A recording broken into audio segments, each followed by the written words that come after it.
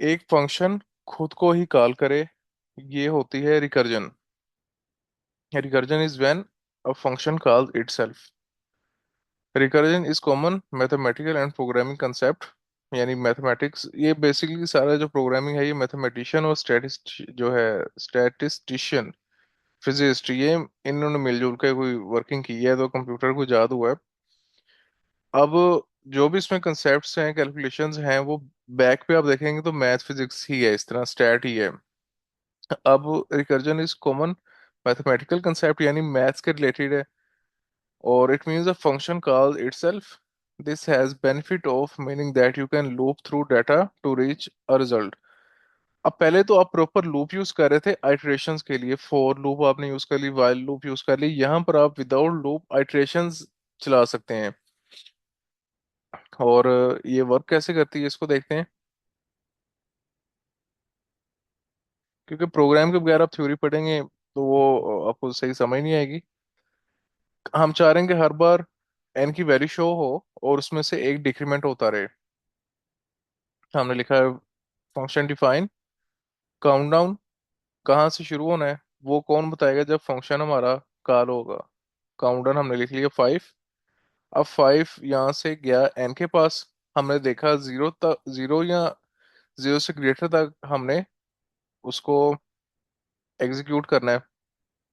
अगर जैसे हमारे पास अभी ये 5 है, वो लेस है या इक्वल है जीरो के, यानी अब काम खत्म हो चुका है, तो आपने मैसेज शो करवा देना डन। अभी तो वो 5 ना तो जीरो के इक्वल है ना ही उससे लेस है। तो फिर हम एल्स पर जाएंगे और एन की वैल्यू को शो करवा देंगे। अब एन में फिलहाल 5 पड़ा हुआ है तो 5 यहाँ पर शो हो गया। उसके बाद काउंट डाउन n-1। अब आप देखें, अगर गौर करें तो काउंटडाउन क्या चीज़ है, बताएं स्टूडेंट्स, क्या चीज़ है काउंटडाउन। तो यहाँ पर हमने n की वैल्यू को तो डिफाइन ही नहीं किया अभी।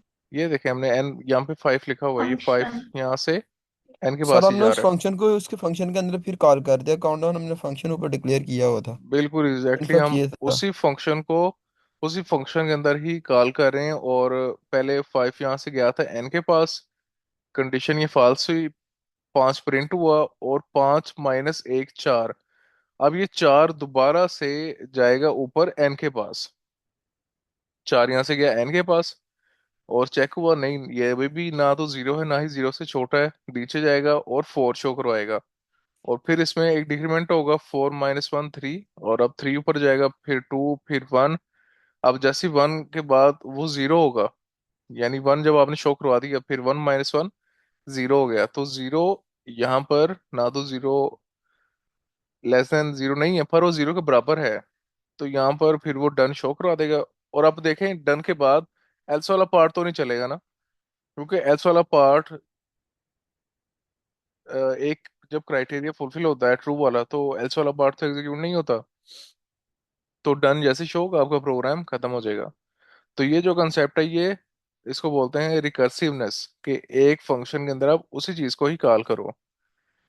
इसमें आप फैक्टोरियल भी फाइंड कर सकते हैं। आपने देखते हैं यहाँ पर है या नहीं। सर इस सेंटेंस को दोबारा रिपीट करना है। फंक्शन किसको? के अंदर उसी चीज। ये मुझे समझ नहीं आई बात आपकी। एक उधर ही सर, उधर ही जाकर, हाँ जो एक इधर ही से एक चीज समझा है, दें। हाँ। यहाँ पर देखेंगे एक फंक्शन है, बिल्कुल। उसके अंदर उसी को हम कॉल कर रहे हैं, तो इस चीज ओके, को आप फंक्शन बोलते। के अंदर ही फंक्शन कॉल किया, ठीक है हाँ सर। जी, तो इसको हम बोलते हैं रिकर्सिवनेस। अब बेस केस और रिकर्सिव केस देखते हैं वो क्या होता है। Condition that stops the recursion, वो होता है हमारा बेस केस। अब अगर आप इस तरह करें कि कोई कंडीशन लगाई ना यहाँ पे, हम ये कंडीशन ही लगाते हैं यहाँ पे डन वाली,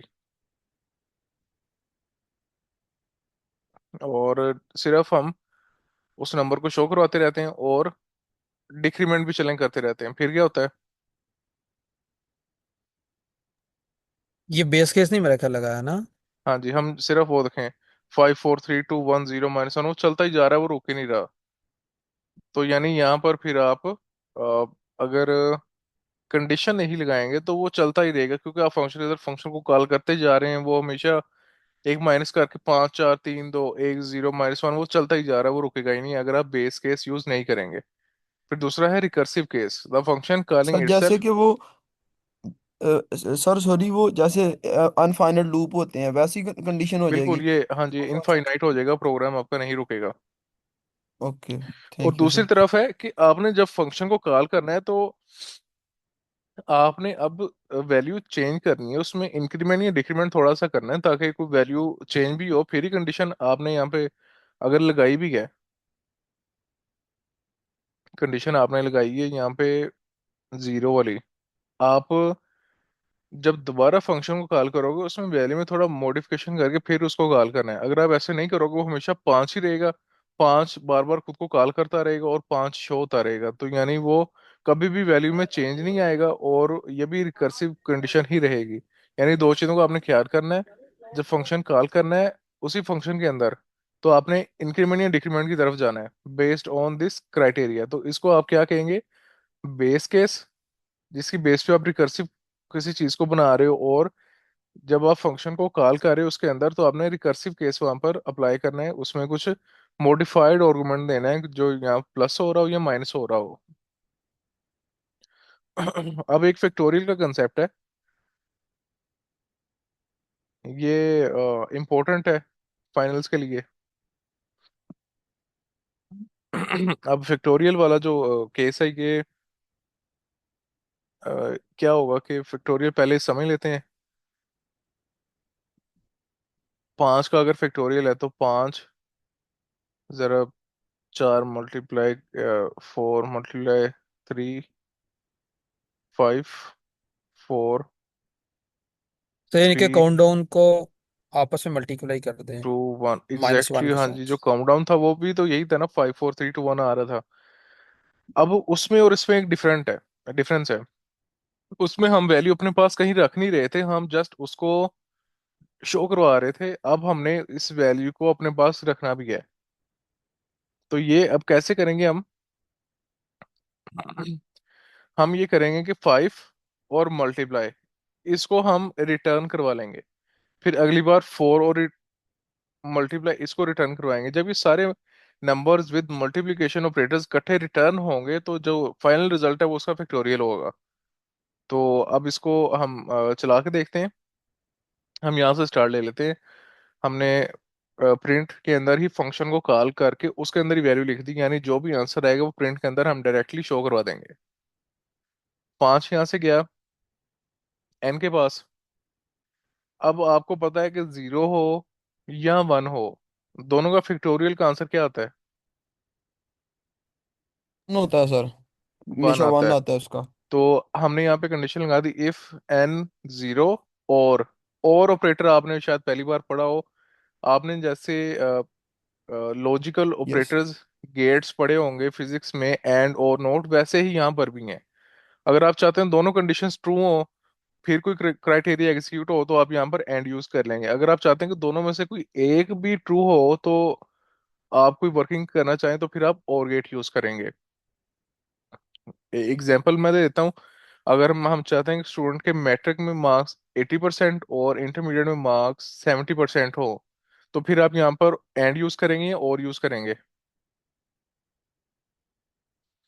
फिर हम एंड नहीं यूज करेंगे। एंड यूज करेंगे क्योंकि दोनों क्राइटेरियाज का फुलफिल होना जरूरी है। अब ऐसा तो नहीं हो सकता कि मैट्रिक में तो उसके 85% है, 80 से ज्यादा है, पर इंटरमीडिएट में उसके मार्क्स 50% है, तो वो फिर वहां पर उसको एडमिशन नहीं मिलना चाहिए। तो यहाँ पर क्राइटेरिया में हमें और गेट लगाना है कि अगर जीरो नंबर है हमारा एन की वैल्यू तो तब भी वन शो हो जाए, और अगर एन की वैल्यू वन है तब भी हमें वो रिटर्न में वन ही शो करवाए। अभी तो वो नहीं है वन, अभी एन फाइव है, तो ये पार्ट नहीं चलेगा, वो नीचे एल्स पर जाएगा। उसने क्या रिटर्न करवाया, उसने रिटर्न करवा दिया फाइव अब और मल्टीप्लाई। अब फाइव और मल्टीप्लाई यहाँ पे रिटर्न हो चुका है। फिर उसी फंक्शन को उसने कॉल कर लिया फैक्टोरियल के, फाइव माइनस वन, अब फोर यहाँ से गया एन के पास, अगेन चेक वो नहीं चाहिए तो अभी भी जीरो नहीं है और ना ही वन है, नीचे आएगा। अब उसने रिटर्न करवाया फोर और मल्टीप्लाई।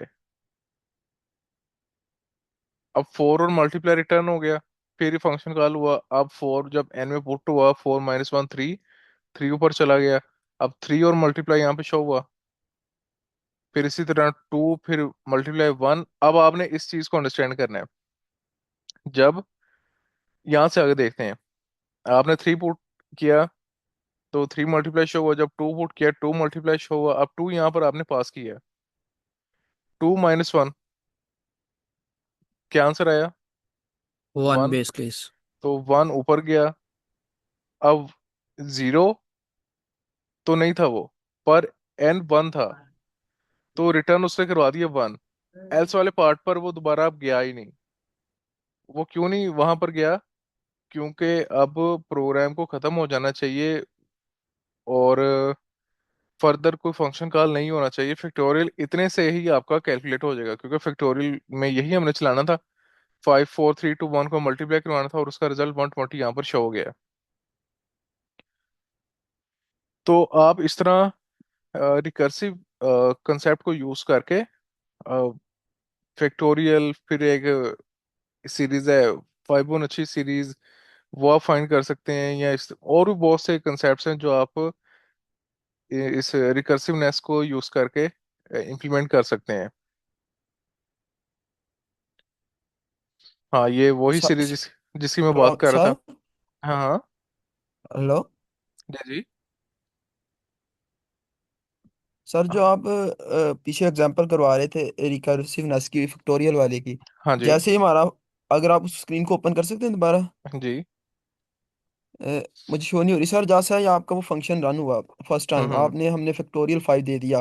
वो फर्स्ट हम्म। के इफ को फॉल्स करने के बाद एल्स पे आ गया। एल्स पे उसने रिटर्न करेगा 5 इंटू जी। फैक्टोरियल 4, नहीं रिटर्न करेगा। फिर ऐसे नहीं चलेगा। आप कह रहे थे 5 रिटर्न करने के बाद वो दोबारा मल्टीप्लाई 4 से कर देगा, वो तो नहीं नेक्स्ट नहीं, बैच में नहीं वो चलेगा। बिल्कुल वो फैक्टोरियल जब फर्स्ट। फैक्टोरियल ही कॉल हुआ है, बिल्कुल ठीक कह रहे हैं। जब फैक्टोरियल दोबारा कॉल हुआ है ना, तो उसके रिजल्ट के सिलसिले में हमें फिर 4 मल्टीप्लाई मिला है और आगे ओ, दोबारा। यानी कि एक स्टेप पहले।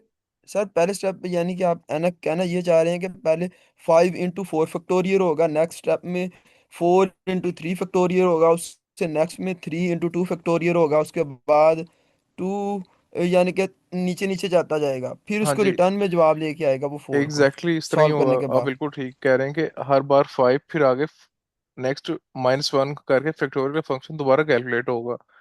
पर ये जो 120 आपको शो होना है ना, ओके। ये किस बेस पे शो होना है? आपके नंबर्स की बेस पे। फंक्शन तो इटसेल्फ मल्टीप्लाई नहीं यस होगा सर। किसी चीज के साथ, तो आप हर बार जो फंक्शन को कॉल करेंगे ना, उसमें जो यस। वो वैल्यू जो कैलकुलेट होने वाली है वो आपको यहाँ पे चाहिए। तो वो जैसे 5 मल्टीप्लाई आपके पास आ गया, फिर 4 ओके। मल्टीप्लाई आ गया, वो जब सारी चीजें इस तरह इकट्ठी होके रिजल्ट बनाएंगी तो वो आपका 120 होगा। Okay, thank you sir. Okay. तो ये सीरीज है, इसको आपने खुद देखना है। मतलब पिक्टोरियल से मिलती जुलती थोड़ी सी है। इसमें क्या होता है कि पहले दो नंबर्स आप देखें, 0 + 1 1, 1 + 1 2, 2 + 1 3। तो ये इस चीज को आपने यहाँ पे अंडरस्टैंड करना है। ये फाइबोनाची जो सीरीज है ये कैसे कैलकुलेट हम कर सकते हैं। लिमिट हमने एक देनी होती, कहाँ तक आप कैलकुलेट करना चाह रहे हो।